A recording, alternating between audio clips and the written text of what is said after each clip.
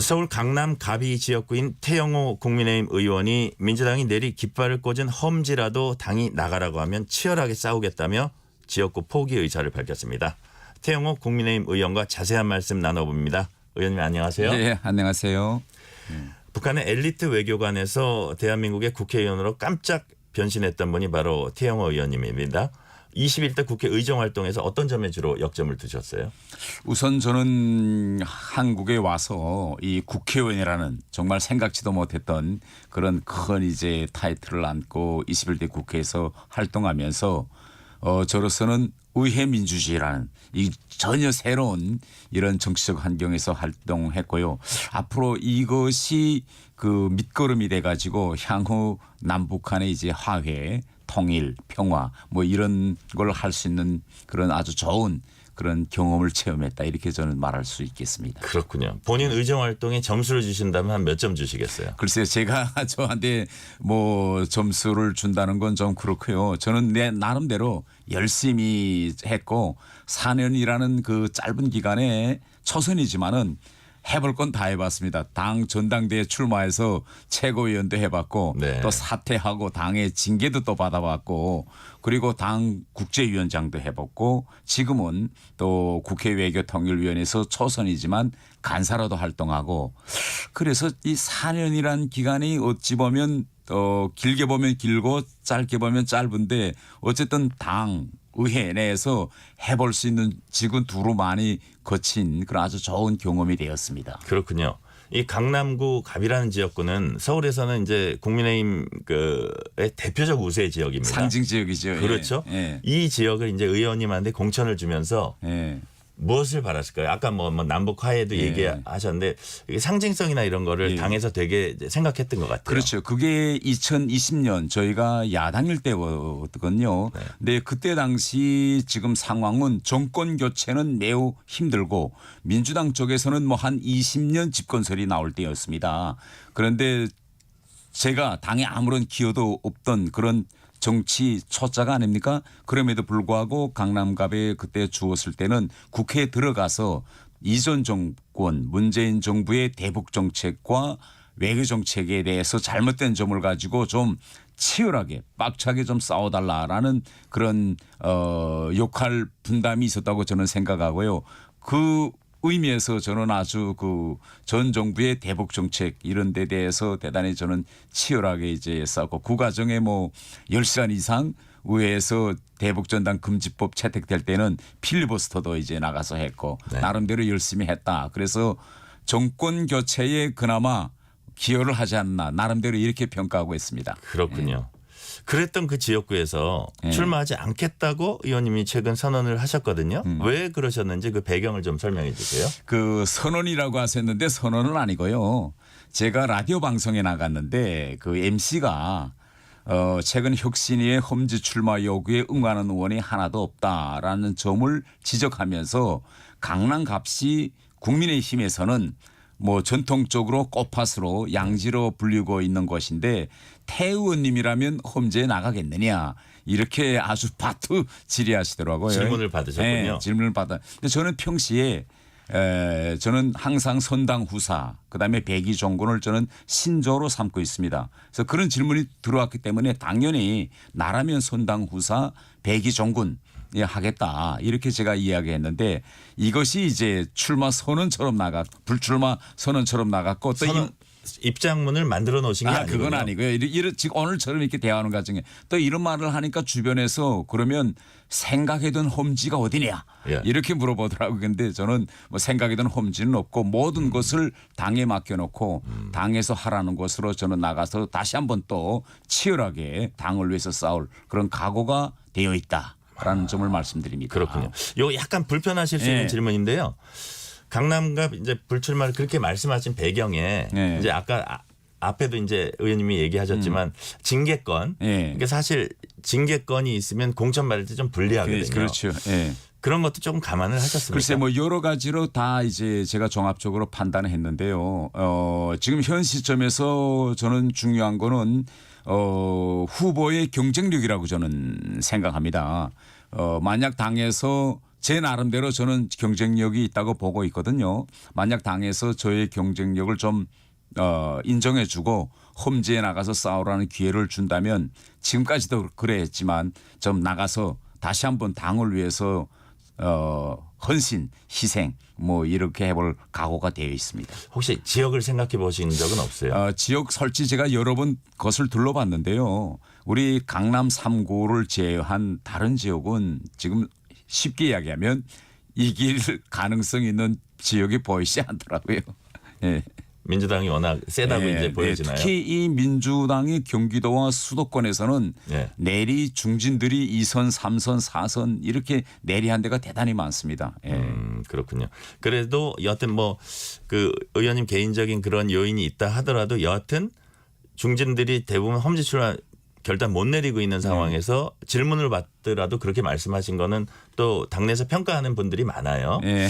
이런 가운데 그 이뇨한 혁신위가 예. 당 중진이나 지도부 친윤 인사 험지 출마 불출마 권고안에 대해서 오늘까지 이제 답변을 달라 이렇게 얘기를 했는데 어떤 뭐 결과가 어떻게 될 것 같습니까? 이미 저는 김기현 당 지도부에서 그 혁신위의 안은 공관위로 넘긴다 이런 원론적인 입장을 발표했습니다. 뭐 주변에서는 오늘 4일이 최후 통첩 시한부다 이렇게 했는데 뭐 오늘 그 입장에서는 저는 변화가 없을 것 같다 이렇게 말씀드리고요.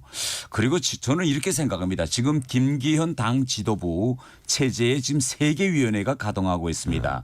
혁신위, 총선기획단, 그다음에 인재영입위. 그런데 이 3개 위원회가 그 어느 위원회도 당 지도부와의 관계에서 점령군 행세를 하면 안 된다. 저는 이렇게 생각합니다. 이 갈등을 만들면 안 되죠. 이런 김기현 체제란 빅 텐트 안에서 각 위원회가 자기한테 맡겨진 역할을 하면서 지금 여당으로서 질서 있는 전진을 해야지 정념군처럼 언제까지 답변을 내놓으라 이렇게 최후 통첩하거나 뭐 뭐 농계작전을 피해야 한다 뭐 이런 주장도 있다고. 아니 농계작전이라는 건 적대 관계에 있을 때 하는 건데 서로 보완하고 이런 관계에서 이런 건 아니고 네. 12월 중순이면 공관위가 들어섭니다. 정식 들어서게 되는데 또 일각에서는 또 비대위를 만들어야 된다고 지금 계속 흔듭니다. 저는 지금 김기현 체제를 허물고 비대위라는 야전 또 천막을 또 친다. 그렇다고 전투에서 이길까요? 적절치 않다고 보시는 거예요? 저는요 이제는 전투에 들어갈 시간이 남았습니다. 그렇기 때문에 지금의 김기현 체제라는 그 빅 텐트 안에서 각자가 자기 역할을 하면서 질서 있는 전투 진입. 저는 이것을 주장합니다. 그렇군요. 그 자신의 지역구를 던지고 다른 곳을 선택한 분 중에 하태경 의원이 있습니다. 네. 그런데 민주당 현역들이 버티고 있는 아까 말씀하신 네. 아주 강하게 버티고 있는 이런 지역구를 안 가시고 네. 그 서울에 그렇게 많지 않은 지역구 중에 한 지역구인 그 국민의힘 그 의원이 있는 종로구로 가셨어요. 그게 다소 논란도 되고 있는데 어떻게 보세요? 글쎄 뭐 하태경 의원이 결정한 문제에 대해서 제가 그걸 평가하는 거는 적절치 않다고 생각하고 이제부터 아마 저는 이렇게 생각합니다. 험지 출마를 하는 분들이 있을 겁니다. 네. 그러면 우리 당으로서 험지란 그럼 어떤 것이냐. 양지와 험지 사이의 구분을 좀 명백히 했으면 한다. 제 나름대로 저는 험지라고 한다면 민주당 의원들이 내리 뭐 재선, 3선 이렇게 해서 최근에는 우리 당이 이겨보지 못한 이런 지역을 저는 험지라고 평가해야 되지 않는지 전 이렇게 생각하고 있습니다. 그렇군요. 이런 가운데 이제 이상민 민주당 의원이 탈당을 했어요. 어느 정도 이제 예고된 거긴 한데 여야 통틀어서 이제 현역 의원으로서는 처음 탈당한 것인데요. 의원 탈당이 나름 파급력을 가질 수 있다고 보시는지 어떻게 상징성이 있다고 보시는지 어떻게 저는 평가하세요? 그 이상민 의원이 중진입니다. 네. 그리고 저하고 외통위에서도 같이 활동했고 대단히 합리적인 분인데 이런 분의 입에서 고쳐쓸 수 없는 정당이다. 민주당을 이렇게 평가했거든요. 이에 대해서 우리 국민들이 대단히 상당히 많은 분들이 저는 공감을 표시할 거다. 이렇게 생각하고 만일 뭐 이상민 의원님께서 아직 밝히진 않았지만 우리 국민의힘에 합류한다. 뭐 이런 상황이 전개된다면 우리 당에서는 전 환영할 것이라고 생각합니다. 그리고 만일 민주당의 중진 의원이 우리 당에 들어온다라고 하면 우리 당이 치려고 하는 지금 김기현 빅텐트를 슈퍼 텐트로 할때할 수 있는 그런 좋은 계기점이 되지 않을까 저는 이렇게 보고 있습니다. 아, 그렇군요. 태 의원님이 그때가 대정부 질문이었는지 네. 여하튼 이제 저 의원님을 향한 야당 의원들의 좀 약간 심한 말이 있었어요. 쓰레기라고 했죠. 아유, 예. 제가 그 말씀드리기엔 좀 뭐해서 그렇게 말씀을 드렸는데 그때 이제 의원님께서 단식을 하고 있던 이재명 대표한테 다가가서 이제 뭐 조치였나 뭐 여하튼 그런 거를 요구를 하셨습니다. 그러다가 이제 몇 마디 하다가 탈당시켜달라고 했죠. 네네. 그러다가 이제 좀 밀려나셨어요. 그때 그런 일련의 과정에서 어떤 걸 느끼셨나요? 아, 저는 그때 그 이재명 대표 단식 중에 제가 찾아간 이유는 제가 민주당 원내에도 이 문제를 제기해 봤는데 이 문제에 대한 답변, 쓰레기 이 발언에 대한 답변은 이재명 대표밖에 줄 수 없다. 저는 이렇게 생각하고 찾아갔고 그때 저는 최소한 이재명 대표가 저의 말에 자그마한 코멘트라도 뭐 할 줄 알고 갔거든요. 왜냐하면 아이고 마음이 좀 상했겠다 뭐 이러면서 좀 위로해 이런 말도 있을 줄 알고 제가 찾아갔었는데 일절 아무런 코멘트도 안 하고 제가 떠난 다음에 주변 민주당 의원들에게 저런다고 뭐 공천 받겠느냐 이렇게 화두를 던지고 옆에 의원들이 뭐 조롱하고 비아냥거리고 이런 걸 보면서 좀 대단히 참담한 그런 심정도 느꼈습니다. 예. 아, 그렇군요. 북한 전문가시니까요. 북한 문제 몇 가지 여쭤볼게요. 최근 북한이 김정은 위원장의 딸 주혜에게 조선의 샛별 여장군이란 표현을 사용했다는 보도가 나왔습니다. 김정은 위원장도 아마 어린 시절에 북한 내부에서 샛별 장군 이런 그 호칭이 있었던 것 같아요. 근데 북한에서 샛별이란 용어가 통상 후계자에게 쓰는 용어입니까? 김일성 때, 김일성 때 제일 처음에 수령이라는 칭호를 받기 전에 뭐 북한에서는 뭐 한별, 별이 하나다, 뭐 그런 그 다음에 조선의 우리는 샛별한데 북한은 새 이렇게 해서 좀 표현법이 약간 다른데요. 중간 시읒이 없군요. 그렇죠. 예. 그 다음에 그 이후에 김정일이 이제 후계자로 됐을 때는 광명성 또 별칭호를 줬습니다. 왜 북한은 김일성을 태양이라고 하거든요. 이렇게 수령과 후계자의 그 호칭이 조금 다른데요. 최근에 만일 이 김주애가 샛별 여장군 이런 칭호를 받은 게 사실이라면 그런 보도가 흘러나오고 있는데 그러면 내부적으로는 김주애를 후계자로 임명하는 구도는 절차가 마쳤다. 이렇게 저는 평가합니다. 절차가 시작됐다도 아니고 마쳤다. 예. 왜냐하면 김정은 때도 제일 처음에 부여받은 지위가 김대장이었습니다. 김대장. 그게 2009년 1월인데 그때는 벌써 내부적으로 김정은을 후계자로 임명한다라는 걸 다 해놓고 당 전원회에서 그것을 공식화하는 일만 남았거든요. 그런데 지금 김주애는 미성년입니다. 미성년자를 당 전원회와 같이 아직 당에 입당할 연령도 안 됐거든요. 당 전원에서 공식화하기는 이건 불가능합니다. 그렇다 해서 미성년자의 입당 기준 연령을 낮출 수도 없고 그럼에도 불구하고 지금 이런 칭호를 줬다는 거 아닙니까? 다음 하나는요. 지금 북한 관영 매체를 보면 매우 이상한 그런 징조가 보이는데 어떤 징조냐. 얼마 전에 자기 딸하고 중요한 문건을 같이 공유하고 있는 사진을 크게 내보냈습니다. 연회탁에서. 이게 무슨 의미냐면 김정일이 김일성으로부터 후계자가 될 때 그때 어떤 사진을 내보냈는가 복도에서 사무실도 아니고 복도에서 이렇게 문건을 같이 보는 사진을 내보는데 그때 그 사진 제목이 뭐냐면 사업 토의상 해가지고 모든 사무실과 집에 의무적으로 걸어놓게 했습니다. 이게 무슨 의미냐면 수령과 후계자가 업무를 공유한다. 공동통치 이미지거든요. 이걸 내보내는 겁니다. 그러면 지금 김정은은 그 10대 딸을 놓고 북한 주민들에게 북한의 지금 통치를 자기가 혼자 하지 않고 딸과 공유하면서 상의하면서 한다. 이런 이미지거든요.